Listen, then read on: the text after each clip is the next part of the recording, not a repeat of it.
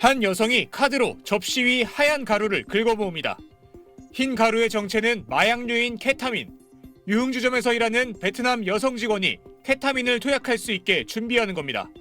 경기 수원과 인천 일대의 유흥업소에서 엑스터시와 케타민 등 마약을 유통하거나 판매한 일당이 경찰에 적발됐습니다.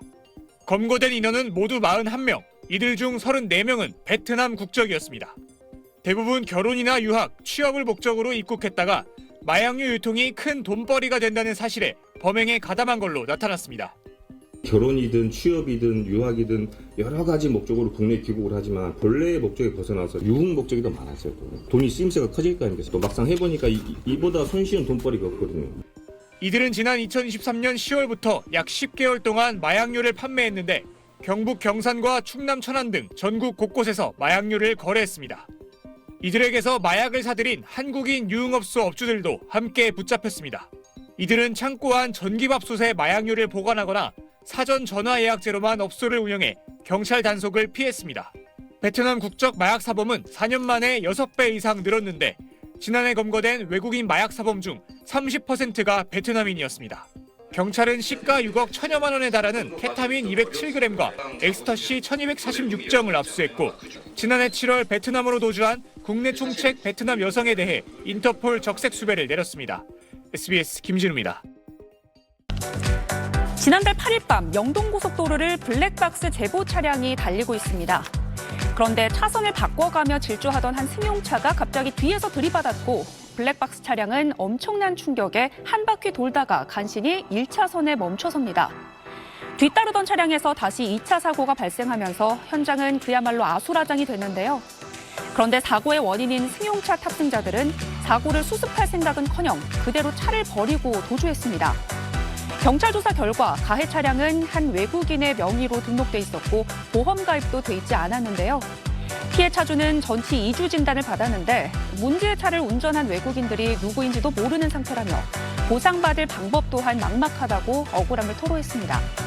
영상을 본 누리꾼들은 외국인이 벼슬이냐, 우리나라 법이 만만한 모양이다. 불법 체류자일 확률 99%, 당한 사람만 억울하지. 외국인 범죄면 더욱 엄벌하는 게 맞지 않나. 자국민 보호는 꿈 같은 소리인 듯 등의 반응을 보였습니다. 승용차가 중앙선을 넘어 빠른 속도로 역주행합니다. 신호대기 중인 차량 정면으로 돌진하는가 싶더니 갑자기 방향을 바꿔 1차선에 있던 차량을 치고 달아납니다.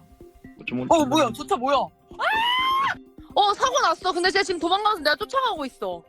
쟤 너무 빨리 달려. 교통사고를 낸 차량이 도주하고 있다는 신고가 접수된 건 지난 11일 저녁 6시쯤. 피해 차량 운전자는 가해 차량을 1km 넘게 뒤쫓았습니다. 갑자기 제 차선으로 확 껴들면서 치고 갔거든요. 계속 안 멈추고 너무 인적이 드물고 건물도 이제 없는 부분으로 가길래 무서워서 경찰에 신고를 했고. 마을 안쪽까지 도주한 차량은 좁은 길가에 있던 바위까지 들이받았고 차에서 내려 피해 차량을 향해 위협적인 모습을 보이기도 했습니다. 가해 차량이 달아난 마을 안길입니다. 사고 현장에는 도주하던 차량이 바위를 들이받으면서 부서진 차량 파편이 그대로 남아 있습니다. 2km 넘게 도주하다 해안도로에서 붙잡힌 가해 차량 운전자는 수단 국적의 난민 20대 남성이었습니다. 남성은 면허를 가지고 있지 않았습니다. 음주나 약물을 복용한 상태는 아닌 것으로 파악됐습니다. 경찰은 이 남성을 도주치상과 무면허 운전 등의 혐의로 구속해 검찰에 송치하고 외국인 교통범죄에 대한 단속을 강화할 방침입니다. JIBS 정용기입니다. 어디서 레이싱카 대회라도 열린 걸까요? 승용차들이 연기를 잔뜩 내뿜으며 난폭하게 달립니다. 이른바 드리프트라고 제자리에서 빙글빙글 도는가 하면 빠르게 주행하는 차량 밖으로 몸을 빼놓는 위험천만한 행동도 서슴지 않습니다. 지난해 3월부터 11월까지 경기도와 충청남도 일대에서 70차례에 걸쳐 난폭 운전을 한 일당입니다. 최근 경찰이 수사 끝에 붙잡고 보니 대부분이 외국인으로 카자흐스탄과 우즈베키스탄, 러시아 등의 국적이었다고 하네요. 이들은 SNS에서 아찔한 폭주 장면을 보여주며 참여자를 모집했다는데요. 경찰 조사에서 인적 네트워크를 쌓아 자동차 사업 홍보에 활용하기 위해 SNS에 폭주 영상을 올렸다고 진술했습니다. 이에 누리꾼들은 야밤에 왜 남의 나라에서 난리일까? 한국 공권력을 물러봤던 모양이네. 분명히 일당 더 있어 끝까지 추적해서 처벌하자 등의 반응을 보였습니다. 지난달 울산의 한 오피스텔 주차장. 모자를 쓴 남성이 택시에서 캐리어를 꺼내 건물 안으로 들어갑니다. 캐리어 안엔 외국에서 들여온 마약이 들어 있었습니다. 서울 광진경찰서는 국제택배에 마약류를 숨겨와 유통한 해외 마약 조직을 적발해 독일과 폴란드 국적의 20대 외국인 2명을 검거했다고 밝혔습니다. 마약 조직은 장식용 도자기 조각품에 케타민 등 마약류를 숨겨 독일에서 한국으로 택배로 보냈고 한국에 먼저 입국한 조직원들이 텔레그램을 통해 이를 국내에 유통하려 했습니다. 조직원들은 울산의 한 숙소에서 밀수한 마약을 포장하고 경기 성남시와 포항 등지에서 던지기 방식으로 마약을 유통한 걸로 파악됐습니다. 관련 첩보를 입수한 경찰은 이들을 검거하고 케타민 52kg과 엑스터시 7만 정을 압수했습니다. 압수된 마약은 120만 명이 동시에 투약할 수 있는 양으로 유통 가격이 무려 120억 원에 달한다고 경찰은 밝혔습니다. 붙잡힌 조직원들은 특정범죄가중처벌법상 마약류 관리법 위반 등의 혐의로 구속됐습니다. 경찰은 독일 국적의 조직원을 구속 송치했고 조만간 폴란드 국적의 조직원도 송치할 예정이라고 전했습니다. 또 최근 던지기를 이용한 마약류 유통이 빈번하다며 공원 등에서 마약으로 의심되는 물건이 발견될 경우 즉시 신고해달라고 당부했습니다. SBS 김태원입니다. 지난 10일 주한미군 오산 공군기지에서 열린 에어쇼 행사.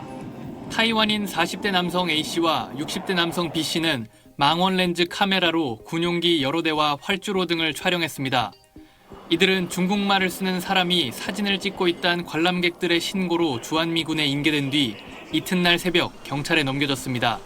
미군이 이번 행사에서 중국과 타이완 등 특정 국가 국민들에 대해 출입 자체를 금지했기 때문입니다.